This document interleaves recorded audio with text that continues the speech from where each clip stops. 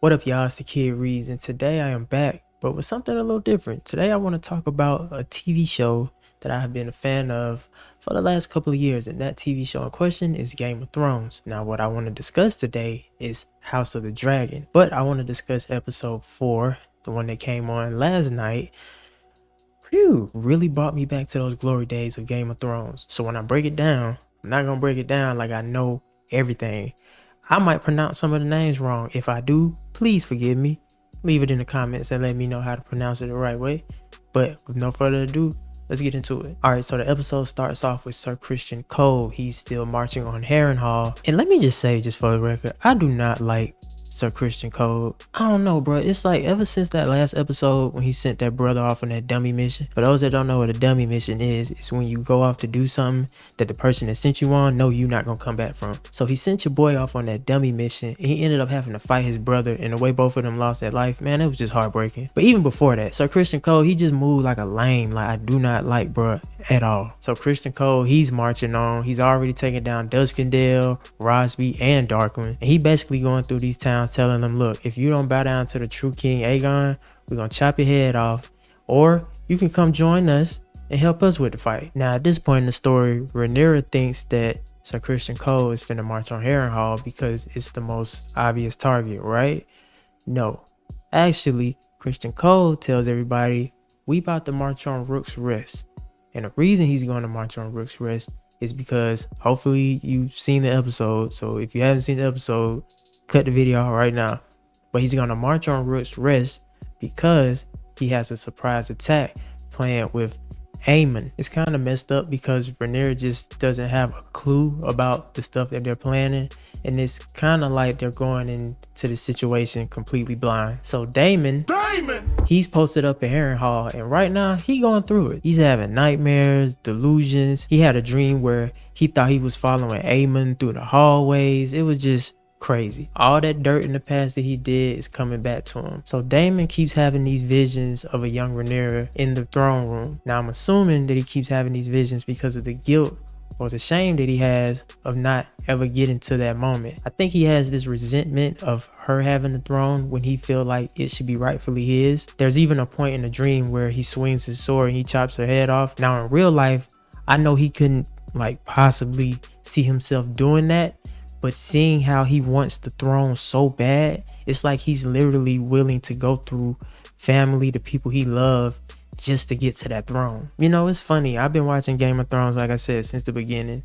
And ever since they took down my boy Ned Stark, rest in peace Ned Stark, but ever since they took down Ned Stark, it just seemed like that throne, when people get close to it, it's like it has some type of effect where it just pulls them in and it makes them so thirsty for power. I don't know. I guess that's how it is, as if dragons aren't powerful enough. So at this point in the episode, Damon, he's going through it. He's wandering around the castle at night, got his sword out, he's chasing ghosts, and it leads him downstairs to a young woman by the name of Alice Rivers. Apparently, she's like this witch. There's even a point in the scene where he goes downstairs and he asks her, who are you, or what are you? And she replies, I'm a barn owl.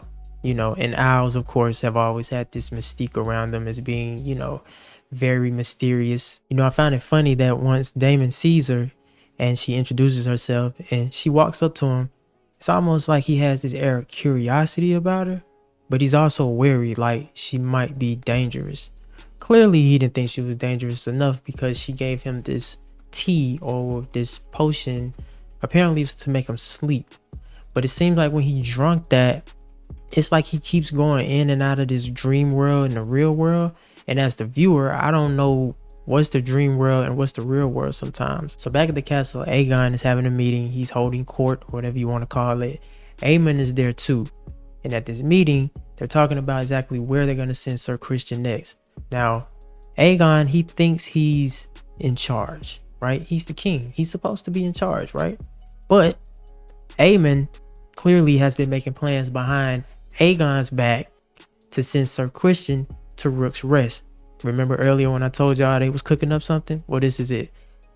Aegon gets visibly pissed. He's like, wait a minute, I'm the king.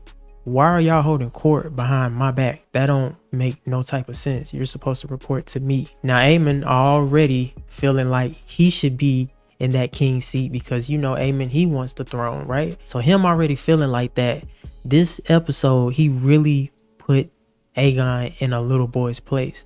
Now Aemon starts speaking High Valyrian. Now if you are fluent in High Valyrian, that means that you know what you're talking about, and hopefully I'm pronouncing that right. Now Aegon seems to clearly be in over his head because he can't speak it as fluently as Aemon. This is a super embarrassing moment for him, especially in front of the people that he's supposed to be ordering.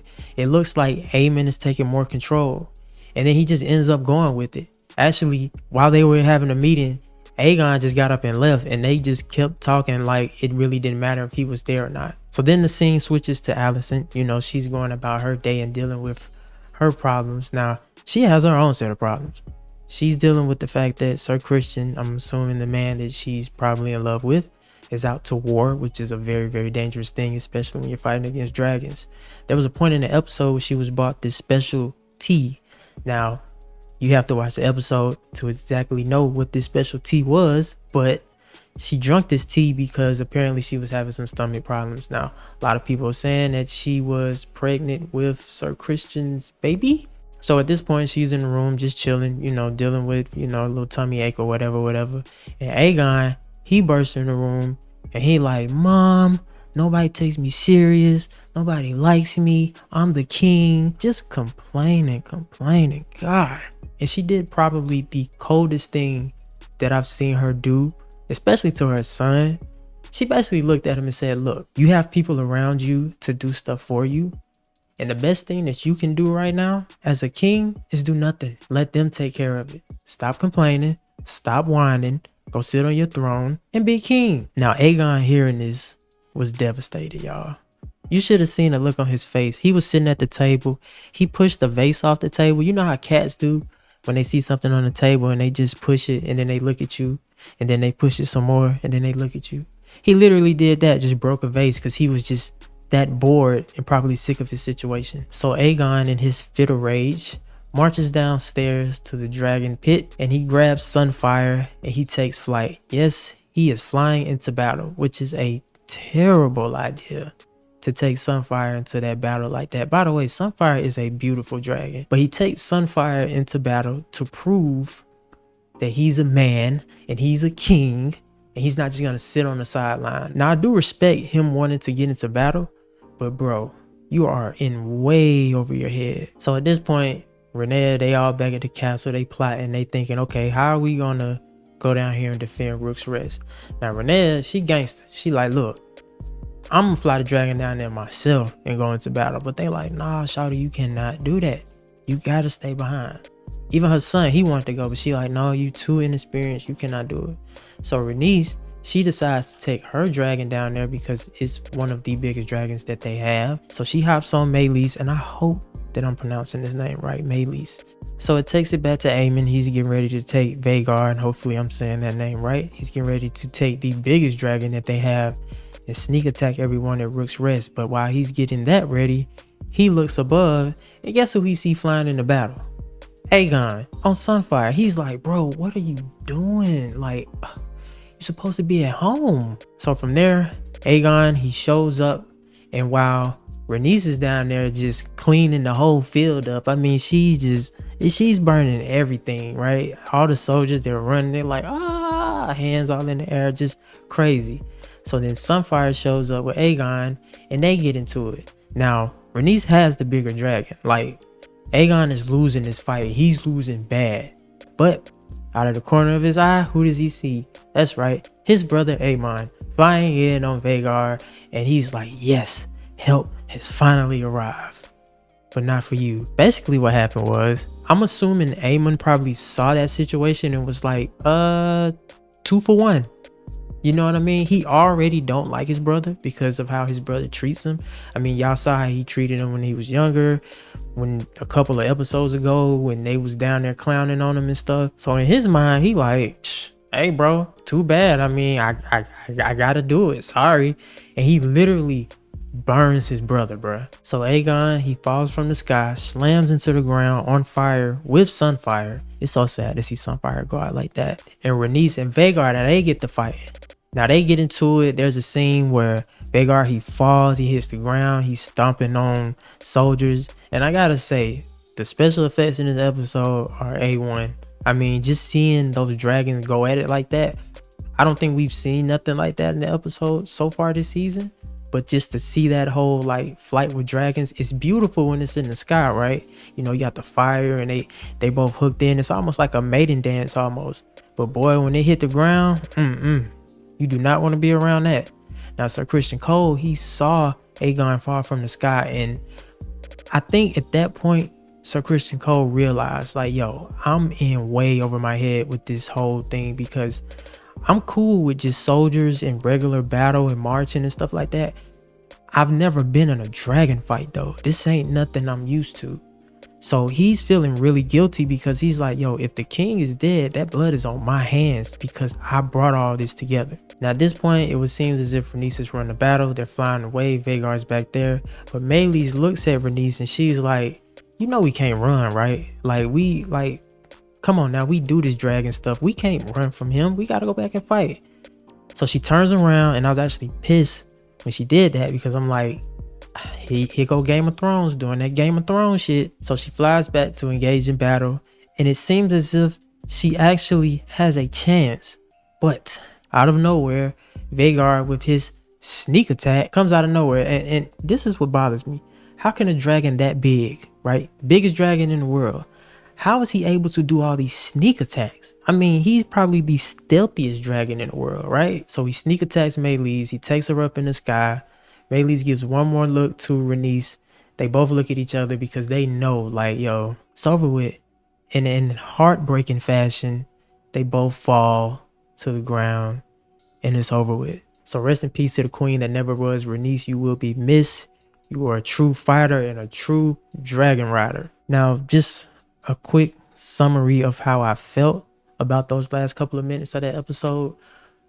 I don't think they realize just how deadly dragon war is. I mean, regular war is just as bad because people lose their lives. But when there are dragons involved, you really have to be very careful about how you go about using those dragons. But because it can literally spell total destruction for both sides. It's like a situation where you win, but at what cost? You've lost so much, but you've won, but everything's burnt to a crisp. People are gone. It's crazy.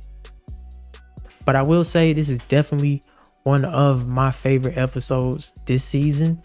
The CGI was amazing. It almost just felt like vintage Game of Thrones. You know what I mean? You know how Game of Thrones used to feel. You know, every episode had those twists and turns.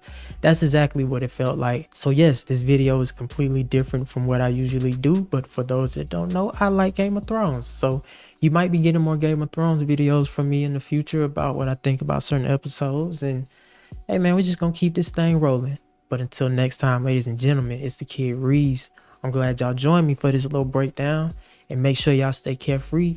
Also stay safe, and I'll catch y'all later. Peace.